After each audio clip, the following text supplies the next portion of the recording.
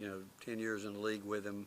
I respect him as much as any coach that I've really ever coached against. His teams hard-nosed, play hard. The game started, I thought both teams were really physical, trying to guard, trying to not give up anything easy.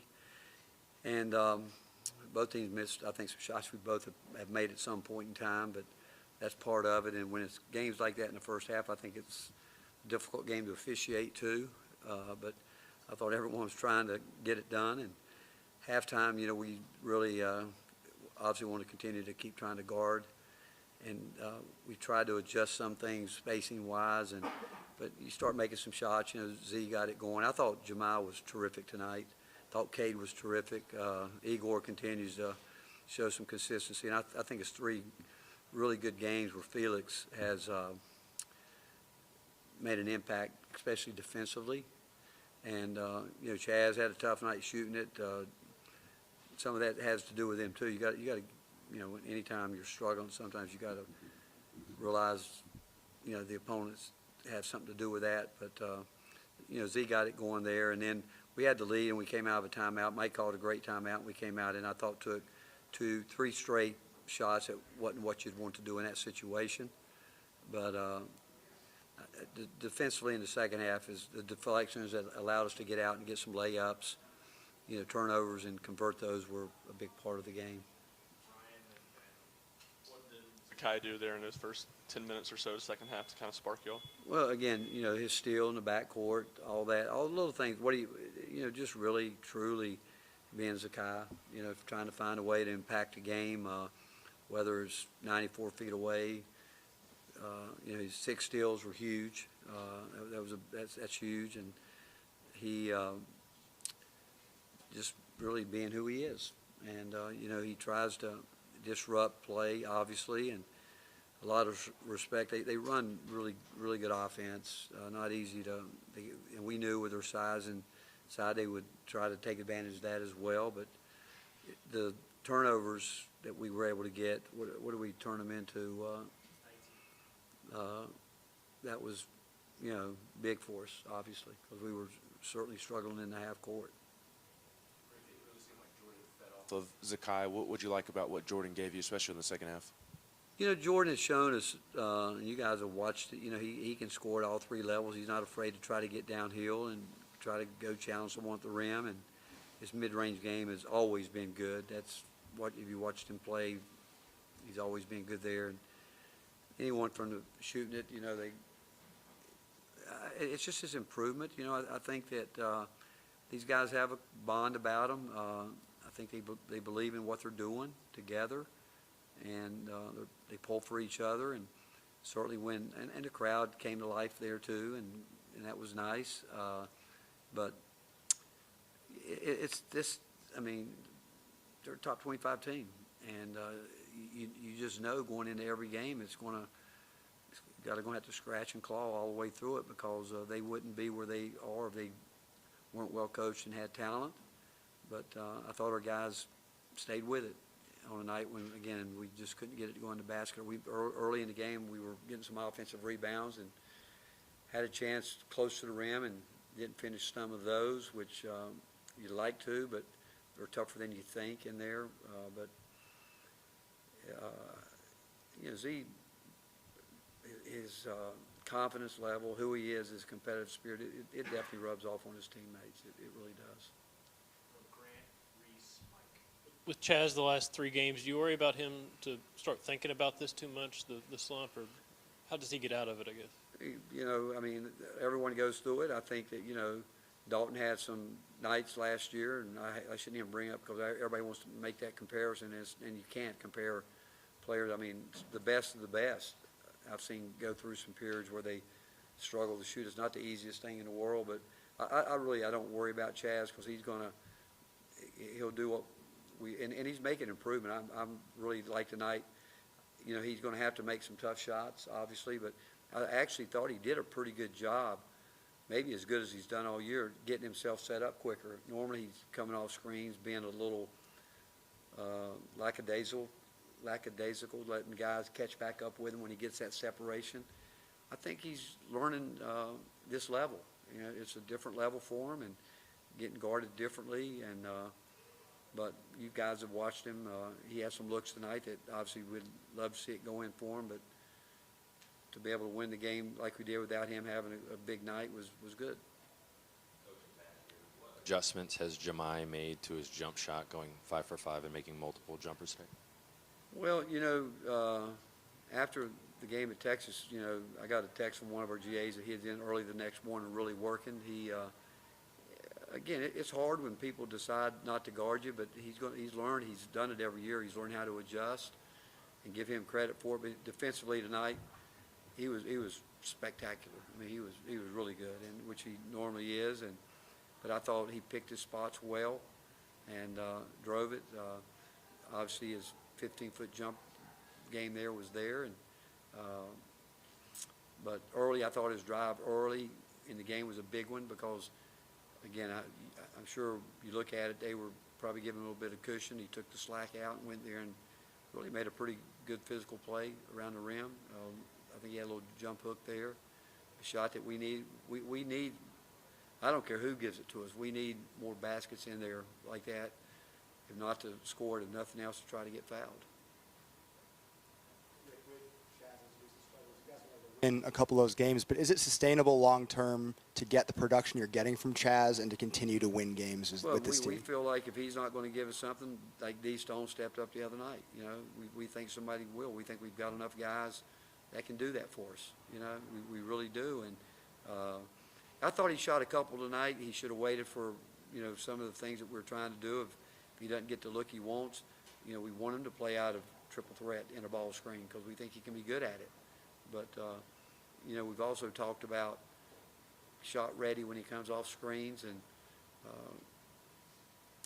again, you guys have seen him get it going. And, again, I've seen the best of the best struggle. But the only way he's going to get himself out of is to stay involved in the game and take the shots that he practices. I mean, I don't care. And I told all of our guys that when they get open and they have shots at the pace, game shots, game spots, game speed, we expect them to take it. Now, where it gets a little bit difficult is when guys are giving you those shots and they're not going in. So that's when you have to be able to know when to shoot them and when not to. Igor continues to dominate on the offensive rebounding aspect, but what makes him so good in those out-of-area rebounds, especially on offense? It's effort, just strictly effort. He's always been a really good defensive rebounder. We knew that coming in, and that's something that we think it doesn't matter what level. If you're a good high school rebounder, normally you're going to be a good college rebounder, and as you keep going up, he had proven he was a really good defensive rebounder, and sometimes you might play in a system where it's not emphasized as much. This league is a rebounding league. I mean, you look around our league, but he's worked really hard, and it's not easy because I know that people were getting ready games saying you got to block him out, you got to do this, you got to do that. So it's like a running back in football. You get hit. What can you do after contact? And especially on the offensive end, and he's just continued to make the effort to do it. I broke the program record for steals tonight. For him to do it on a night where he has so many and he's scoring the ball so well and the crowd's getting into it, how fitting is that for him and his journey to do it on a night like this? Zakai has been an incredible blessing for me personally. I remember I saw him play one time in high school the last week of the summer, and I'm sure his story is well documented. But someone asked me, Bob asked me about. I mean, what he does, what you guys see him do, you guys come to practice, he does it every day. It's just who he is. It's in his DNA, and it's really a blessing as a coach to have a guy like that. Sometimes he gets so competitive, and he's so hard on himself. But I tell you what, I don't know what I'd do without him. I mean, he's my comfort blanket. He really is. At the end of the game, I'm glad we were able to finish without him because this might be the least minutes he's played in a long time. What did he play, 30?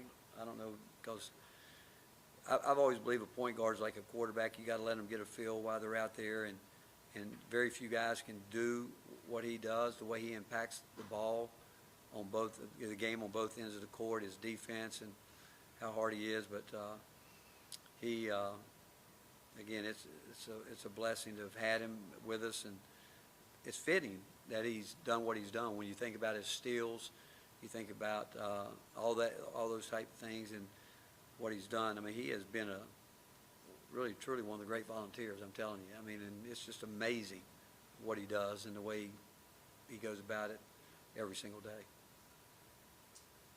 Rick, how are you surprised at what you've been able to get out of Kade recently with what's going on with his shoulder, and how much discussion was there on whether it's better to play him now or let him heal up, and how much was that a discussion? Well, when you're down to 9 scholarship players, and actually when Kade got hurt, Bishop wasn't really ready to go either because of his shoulder. And, you know, you listen to your players, and there was no way he wasn't going to play. And, again, it goes back to DNA.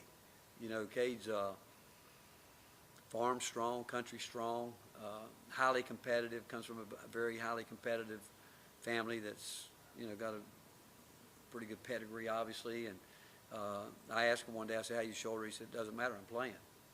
You know, and he was visibly, you could see it. I mean, he didn't want to pick it up. I watched him in practice, and we were trying to obviously protect him there. You could tell he was trying to do things with one hand. Jamaal went through it with his hand. I mean, the same thing. I mean, those things were right there, and Shaq was the same way. It wasn't anything that you're going to do to keep him off the court. And Kade, and same way. I mean, just if we told him, you know, remember he missed the senior year of high school with the shoulder problem, but different. You know, he felt it pop out during the game over there, you know, right on the other side of the court away from the bench when it happened, which is never comfortable. But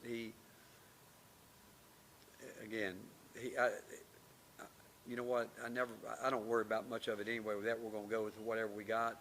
But I wasn't the least bit surprised, and I knew he was in pain. But when he said it doesn't matter, I'm playing, honestly, I'd probably wondered if he didn't, because that's just who he is. Talked about it a little bit earlier, but what you guys have gotten from Felix defensively the last couple of games, is that more what you expected from him this season? Yeah, he really has been good. He's gotten so much better up on the ball screens, and for protecting around the rim. And you know what? He's going to continue to improve offensively if we can just continue to get his space where he needs to get it.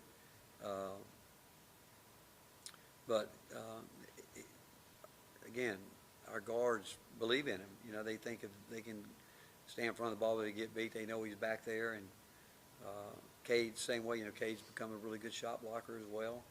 Cade's really good with his verticality, really good at it. And Felix is otherwise going to go up and try to get it.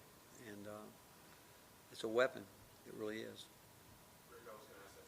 About Felix, I guess, just what gives you confidence that he can give you more offense inside in the paint or on the block? You said you don't really care where the points come from, but what gives you confidence that Felix can produce for you? Just the fact, I don't think he's ever been asked to do it, and he's a junior. You know, there's a, you know, sometimes as coaches you gotta, you don't want to put somebody in a box so quick. You want to say, okay, if we can get something done here. I mean, if he could get us, you know, 2, 3 of those little jump hooks around the rim, you know, because otherwise people are just going to hug up to the perimeter guys on the perimeter and almost kind of dare you to throw it in there. You know, we want to get the lobs. Obviously, we want to try to get behind the defense, but that comes with a lot of things. You know, the guy on the ball has got to be guarded. You got the way they guards Chaz, they might not leave him, so that's going to open up a little bit better driving lane for the guard if he comes off that side. Shaq might be in the gap a little bit more, but we've got to screen better, especially when we're in a drop coverage. When we're in a drop coverage, it's up to the guard to get downhill to that post defender, and it's up to the Felix to get behind him some way. If not, he's got to create a little angle where we maybe can get what we call a highway screen in there. But it's hard because we're playing against really good competition, well-coached teams, and so the timing has to be there. But we're just going to keep working at it, and as long as he continues to work hard, we're going to do everything we can to continue to get him better. Thanks, Coach. All right, thank you guys.